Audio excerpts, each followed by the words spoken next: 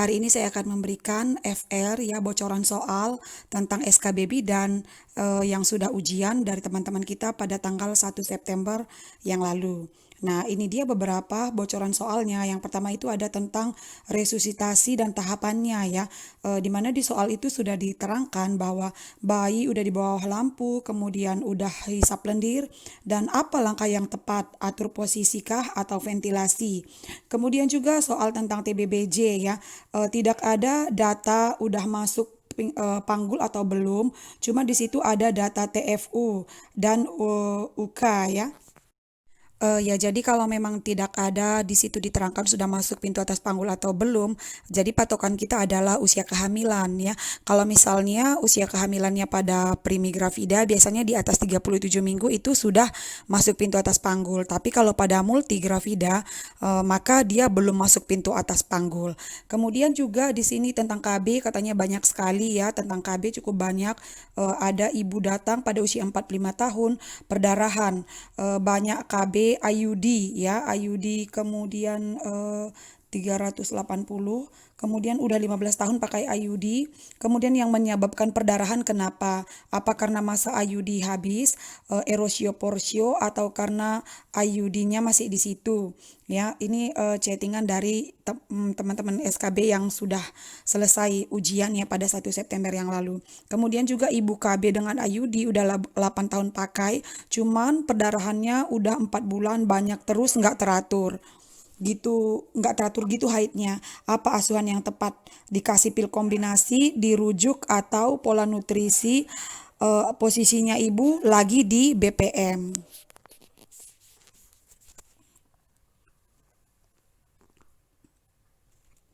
Nah, jadi sebenarnya pembahasan kita tentang KB ini sudah ada di channel Wellness Bank Official, dan nanti untuk link deskripsinya boleh dicek di deskripsi ya, di deskripsi video ini. Kemudian juga tentang keuntungan KB untuk keluarga, keuntungan KB untuk negara, dan imunisasi yang masih basic umur berapa bulan, dan untuk berapa bulan. Ini masih dicampur ya tentang kesehatan umum dan juga kompetensi bidangnya, soal tentang nawacita dan RPJMM 2025 2019 ya, maksudnya 2019-2025. Target yang paling mencolok. Kemudian Hari Cuci Tangan Nasional, Hari Kesehatan tahun 2015, Undang-Undang Kesehatan 2009, pasal hukum kesehatan maksudnya ya, hukum kesehatan. Kemudian Undang-Undang Tenaga Kesehatan 2014, pasal 24, 29.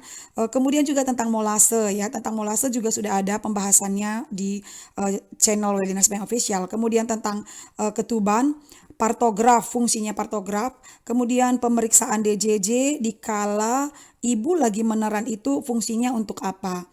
Kemudian juga soal tentang posyandu, kalau pesertanya udah mencapai 100 orang setiap kali kunjungan sebaiknya apa. Kemudian pertambahan kader, siapkan desa siaga, pembukaan posyandu baru. Nah, sebenarnya ini hampir rata-rata sudah ada pembahasannya di channel Wellness Bayang Official, tinggal dibuka, dicek. Kemudian ini juga ada soal tentang perdarahan ya. Katanya soal tentang perdarahan cukup banyak.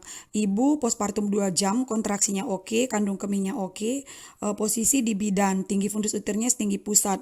Pendarahan apa penyebabnya? Gangguan pembekuan darah, laserasi jalan lahir. Banyak yang begini soalnya. Kemudian alat medis, kalau alat medis itu dikukus, nggak tahu ya di soal dibungkus kain atau plastik. Jelasnya cuma dikukus, boleh disimpan berapa lama. Berarti ini soal tentang penata laksanaan sterilisasi atau pencegahan infeksi ya. Kemudian juga soal tentang nafja cukup banyak katanya, dan tahapan rehabilitasi ya, tahapan rehab pada nafja dan narkotika dan obat-obat terlarang. Kemudian anemia sedang dan anemia berat. Nah, kemudian di sini juga saya tanya ya, kalau tentang undang-undang pasal berapa aja yang keluar. Di sini dikasih tahu bahwa yang keluar itu banyak JKN yang masih dasar buk sejenis undang-undang tahun berapa gitu ya. Kalau undang-undang kesehatan banyak. Undang-Undang Kesehatan Nomor 36 Tahun 2009, Pasal 10, Pasal 11, Undang-Undang Tenaga Kesehatan Pasal 24, Pasal 28, kemudian juga Undang-Undang 36 Tahun 2014. Kemudian juga dibilang ini, oh iya Bu, terus ASI Bu, manfaat ASI jangka pendek dan manfaat ASI jangka panjang. Dan juga tentang Hari Kesehatan Nasional tahun 2015 dan juga tentang cuci tangan. Itu dia ya bocoran soal yang sudah ikut SKB pada 1 September yang lalu. Semoga bisa menambah persiapan kita untuk lebih maksimal lagi menghadapi SKB bagi.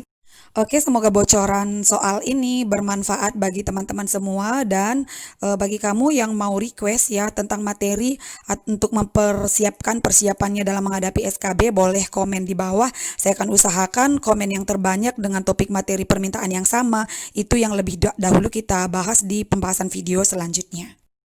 Bagi yang merasa channel ini cukup bermanfaat, jangan lupa di subscribe, share, like, dan komen. Terima kasih.